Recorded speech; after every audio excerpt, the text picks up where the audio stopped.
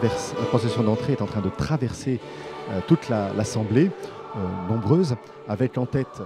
En ce début d'ordination du 92e évêque de Valence, dit et Saint-Paul Trois-Châteaux, je suis très ému et très heureux de vous présenter, tout en lui souhaitant la bienvenue, l'assemblée qui est devant vous et autour de vous.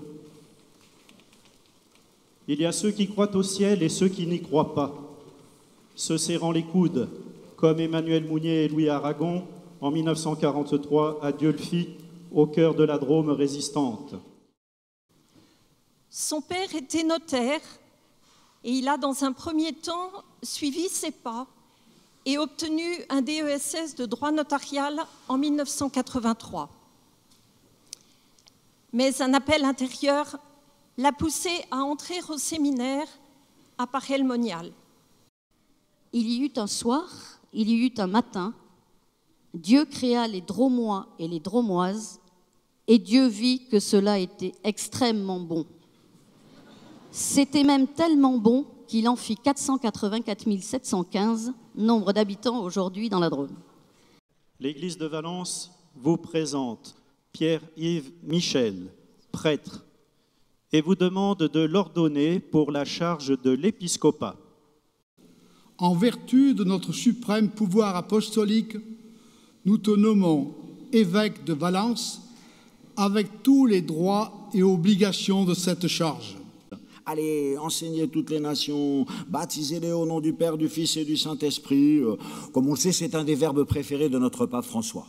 Il faut sortir, mais sortez, sortons. Je n'aime pas une église qui est auto-centrée. Je veux qu'elle parte et qu'elle aille au loin vers les périphéries, qu'elle ne s'occupe pas d'elle-même, mais qu'elle s'occupe des gens, des hommes.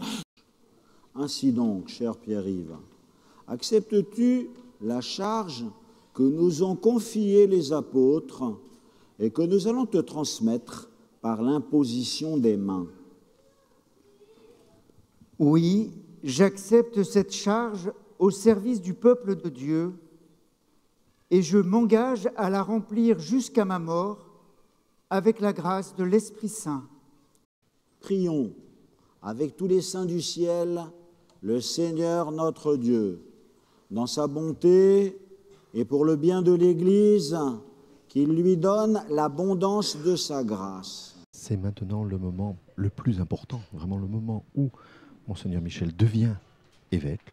Le cardinal Barbarin s'est approché de lui et va maintenant lui imposer les mains. Ce geste qui remonte.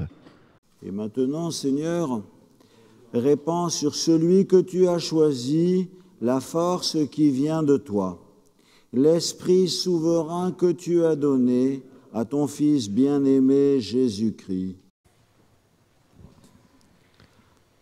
Reçois cet anneau, signe de fidélité.